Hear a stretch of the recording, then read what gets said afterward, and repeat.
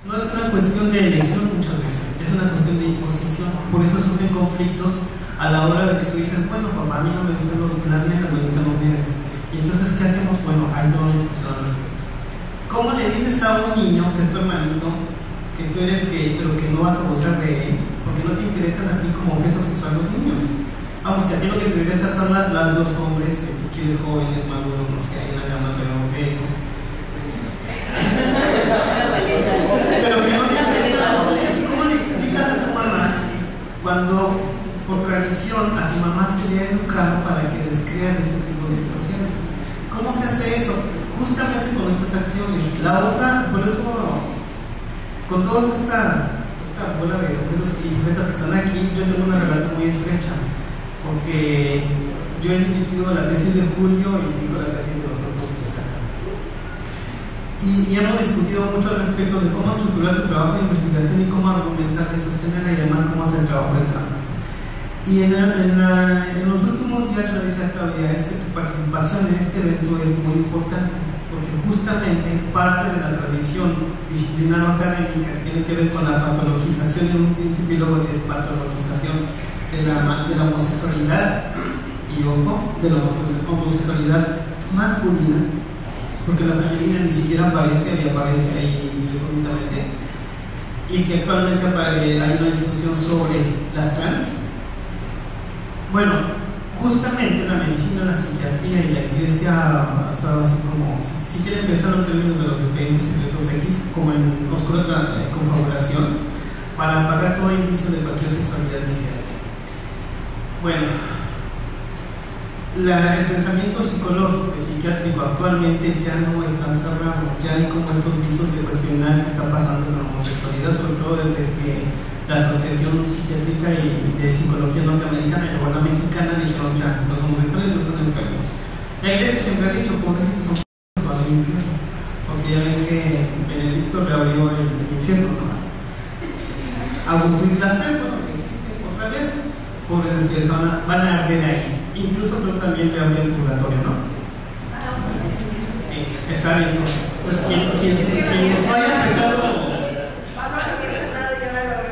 quienes no hayan pecado suficientemente tienen chance de salvarse en el purgatorio todavía.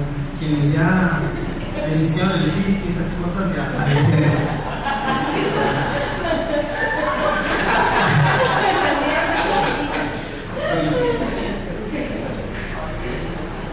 Lo que quiero decir con esto es que, tal como yo se los expongo, como trato de exponérselos, es que no significa una sola acción en aislado, ni un repensarse solitario, ni siquiera un repensarse en colectivo. Sí, es una serie de asociaciones en las cuales todos estamos, como dice el presidente, estamos en el mismo tren, no eso decía el presidente, estamos en el mismo ferrocarril. Es decir, todos estamos montados en este sistema social en el cual la cultura a veces es tan opresora que no tienes ninguna salida. Entonces, ¿cómo sales de ella? Bueno, hay que repensarla, hay que reflexionarla y hay que cuestionarla.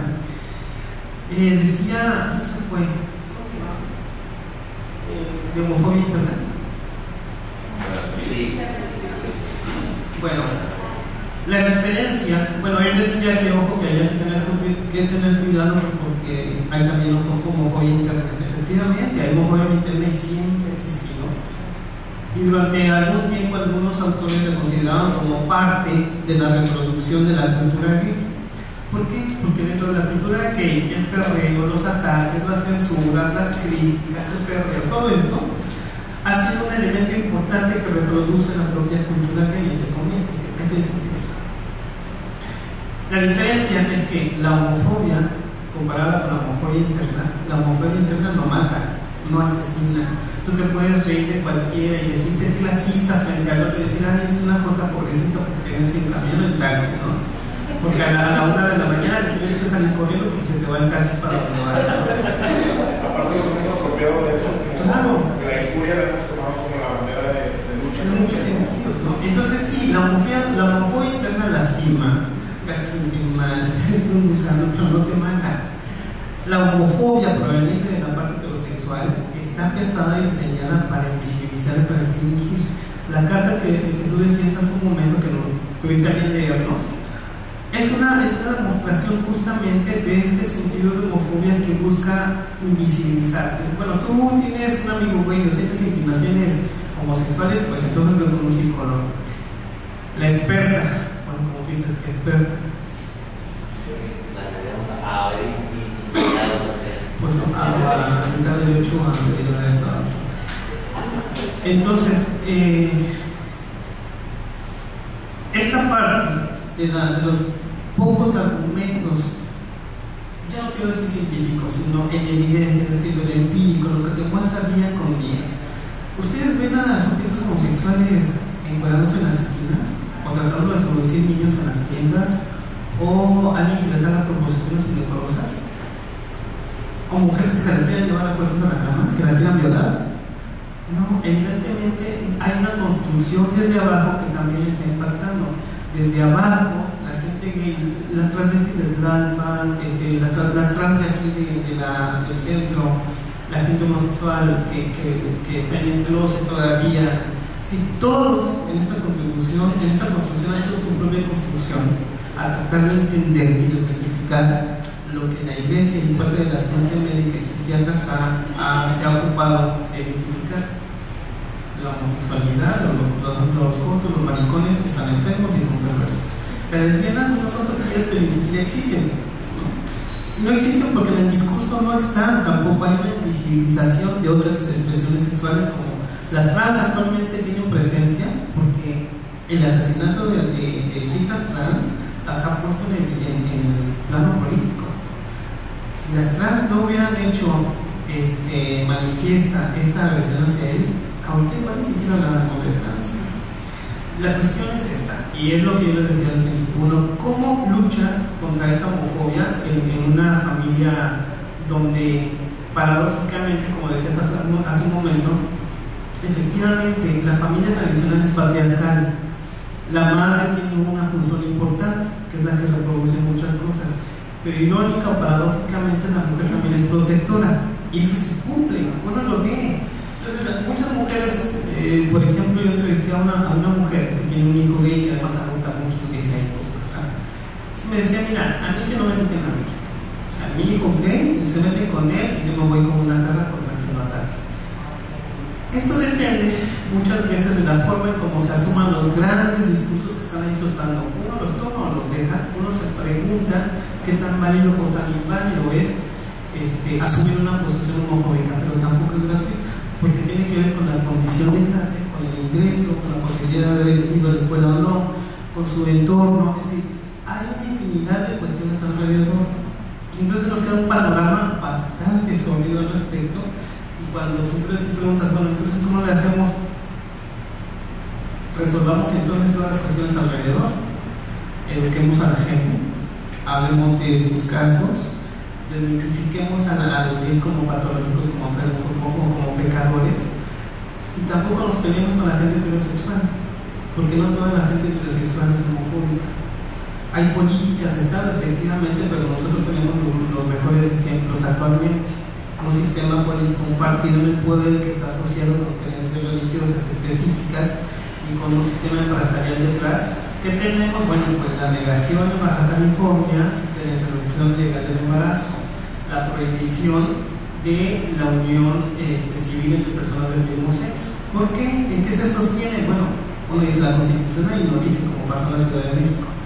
Las justificaciones son, bueno, no, es que la ley divina dice que el matrimonio es solo hombre y mujer. Entonces, yo por eso les decía, de verdad, quieren que conteste porque no hay una respuesta específica para esto. La respuesta específica, entonces, tenemos que hacer más trabajo como este. Tenemos que pensarnos en solitario, en colectivo, desde abajo, yo sé, ya me cayó.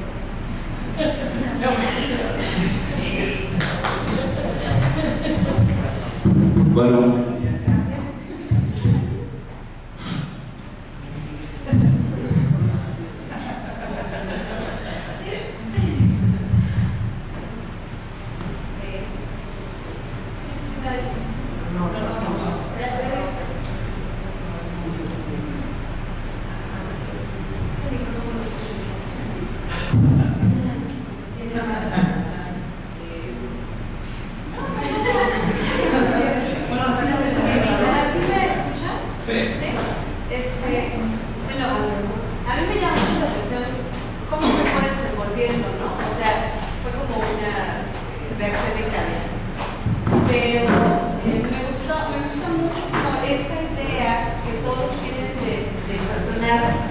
bueno, sí tenemos un problema, ¿no? Se ha convertido en un problema social este asunto de la homofobia y en general la intolerancia, ¿no?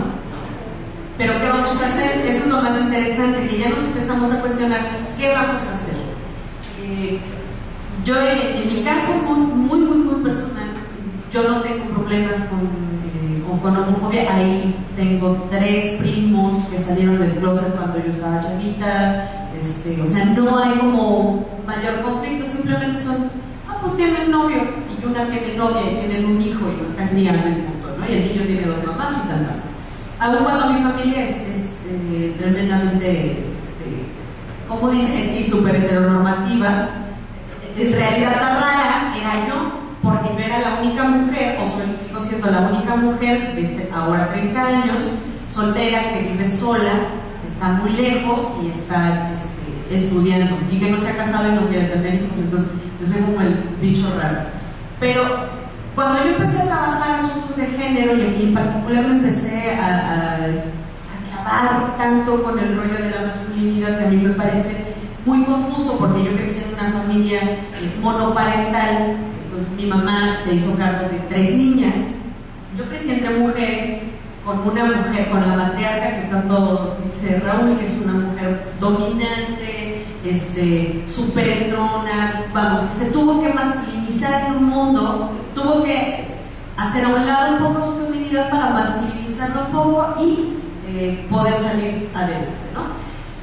Pero de pronto, cuando empiezo a trabajar con asuntos de género, me doy cuenta que al interior de mi familia de mujeres, en donde todo se supone que tendría que ser rosita, porque la heteronormatividad dicta que tenemos que jugar con monos y querer ser mamaces y tener tacones, ¿no?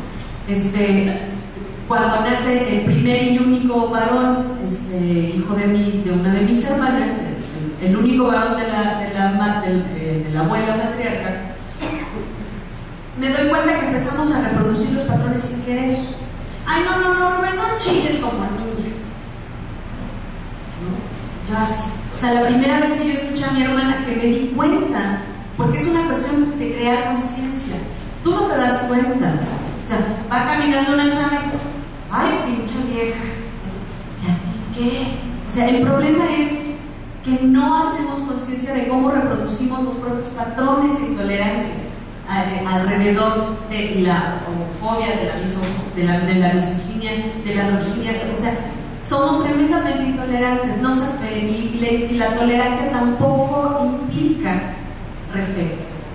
Entonces el mayor problema es que no nos hacemos conscientes, y cuando nos hacemos conscientes entramos en pánico porque creemos que es una serpiente que se muerde la cola y que nunca vamos a poder erradicar este tipo de actitudes de la familia. Pero sí se puede. Es un poco más complicado porque tienes tú que estarte reafirmando y, híjole, esto es una actitud machista. De esta manera estoy reproduciendo el patriarcado. De esta manera, si volteo y veo a la vieja y me burlo de las celulitis de la gorda, me estoy burlando de una mujer. Entonces le estoy dando duro al género y estoy convirtiéndome en una misógina, en una mujer misógina, ¿no? En el caso de los homosexuales, si le dices vestida, lo estás ofendiendo. A lo mejor no está mal, como decía Raúl, eso no mata, pero sigue reproduciendo estos patrones de intolerancia y nos sigue alejando de la posibilidad de aprender a respetar al otro, no tolerarlo, porque finalmente lo toleras. Cuando se pasa la intolerancia, ocurren estos crímenes, ¿no? De los crímenes tan humanos y tan pasionales de ¿por qué lo mataste? Pues realmente porque era distinto, porque no soportaba esta otra edad. Pero si empezamos a buscar mecanismos que nos permitan crear respeto a partir de la concienciación de cómo reproducimos los patrones, a mí me parece que esa es la mejor manera de empezar en casa. Si tú tienes un niño, o si tienes un niño y una niña y estás educando a un niño y una niña, no le vas a decir al niño, no le pegues a tu hermana porque es mujer, no le pegues porque es un individuo igual que tú.